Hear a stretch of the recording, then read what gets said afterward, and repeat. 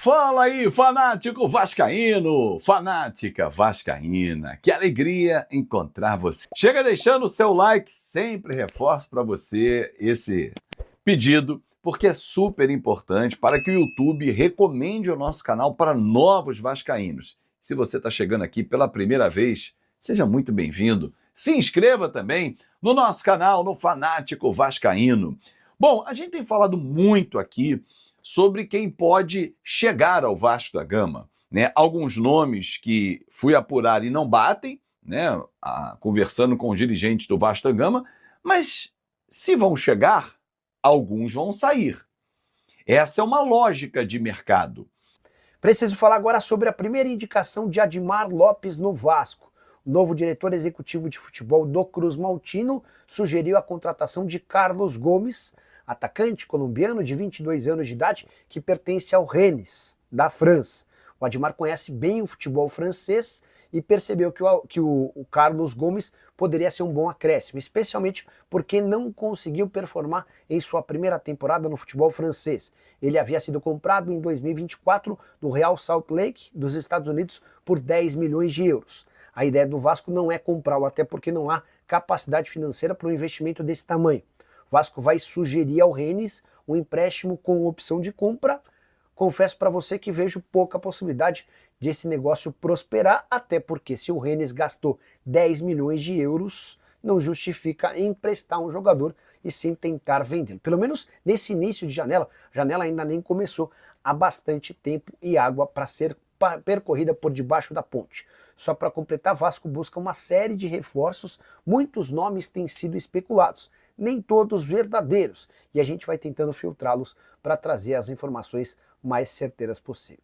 Gente, para que eu possa deixar muito claro para você, o mercado abre, né, a janela de transferências no dia 10 de julho, porém os clubes já estão mapeando os seus reforços, já estão buscando alternativas, vão ser observados, alguns até mais de perto, pelo Fernando Diniz agora, porque o Fernando Diniz vai passar a conhecer um pouco mais esses atletas. Mas outros já estão ficando para trás, como se fosse uma fila, e aí o Vasco vai precisar abrir um pouco de espaço também na sua folha. Não adianta dizer, não, o Vasco está atrás do atacante XYZ. Pô, vai botar mais um atacante no elenco? Hoje, vamos lá, vamos anotar. Nós temos Ryan, Verratti e Nuno, o trio titular. No banco, Adson, Lloyd, Garré e tá chegando o David. 7. GB, 8. Como é que você vai trazer mais um atacante? Falei Jean Davi? 9. Alex Teixeira, 10.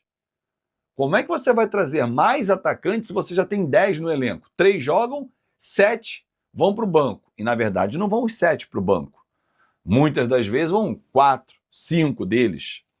Né? Porque o Garré e o Alex Teixeira podem fazer uma dupla função, jogar ali onde atua, por exemplo, o Felipe Coutinho. Mas numa boa. Não tem a menor chance do Vasco trazer sem tirar. Então, desses nomes que eu falei para você, torcedor, do setor de ataque, por exemplo, Jean Davi é um jogador que o Vasco observa porque sabe que há mercado para ele, principalmente por ele jogar, ele tem sido convocado para a seleção chilena, então é um jogador que não se adaptou ao futebol brasileiro, não se adaptou ao Vasco, verdade, por enquanto não. Mas é um jogador que tem mercado, principalmente no país dele, no Chile, um Colo-Colo da vida. Ele pode jogar no futebol uruguaio, o futebol sul-americano. Talvez mais difícil pensar numa negociação na MLS, mais difícil, né? Então, mas é um jogador que tem mercado. E aí o Vasco empresta, vende, faz uma troca. Ele é uma boa moeda de troca? Depende da posição que o Vasco vai buscar. O Vasco quer um atacante lado de campo, pelo menos, um camisa 10 e um 5/8. Não está descartada uma vinda de um zagueiro também, porque o Vasco quer buscar reforços. A minha única questão, e que eu venho debatendo aqui no nosso canal, é: reforço é para ser titular, para pegar a camisa e jogar. Óbvio que pode sair do time, pode não estar numa fase boa, mas ele vem com o status de. Porque eu entendo que o atual time do Vasco tem jogadores que seriam banco de reservas, né? Ficariam no banco se tivessem outros melhores na função. A nossa zaga é um exemplo. A parte de marcação de volante é outro exemplo. A própria armação, Felipe Coutinho não tem um substituto, por exemplo. É uma falha. O Verratti não tem um substituto. Talvez agora seja o GB. Deixa eu recuar o time, já que eu comecei lá na frente, falando dos atacantes, né? E os zagueiros? Nós temos hoje à disposição a zaga titular, João Vitor e Lucas Freitas. Luiz Gustavo era titular, perdeu a posição. Maurício Lemos veio com o estado titular, mas não consegue ter sequência. Tem o Lucas Oliveira e o menino Lincoln. Então, 6 zagueiros no elenco. O Vasco já abriu mão do Capasso. Já abriu espaço nesse setor. Capasso já vazou.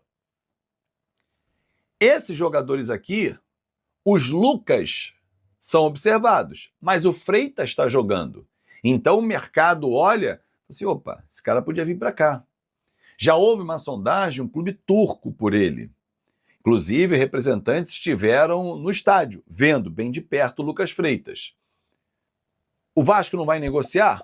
Ué, dependendo, valor que pagou, valor que pode levar, por que não? Né? É dinheiro que entra em caixa e aí você abre o espaço para trazer um zagueiro. Não está no radar nesse momento trazer um zagueiro. Se tiver uma oportunidade de mercado, com certeza.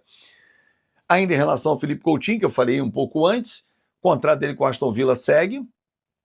Os representantes dele estão buscando o Aston Villa para ter um entendimento. E o Vasco está esperançoso. Se não for um ano, pelo menos 6 meses com o Felipe Coutinho seguindo no Vasco da Gama. É isso, galera. Espero que vocês tenham gostado. É isso aí, pessoal. Não se esqueçam de se inscrever no canal e ativar o sininho. Eu vou ficando por aqui. Um forte abraço. Valeu. Fui.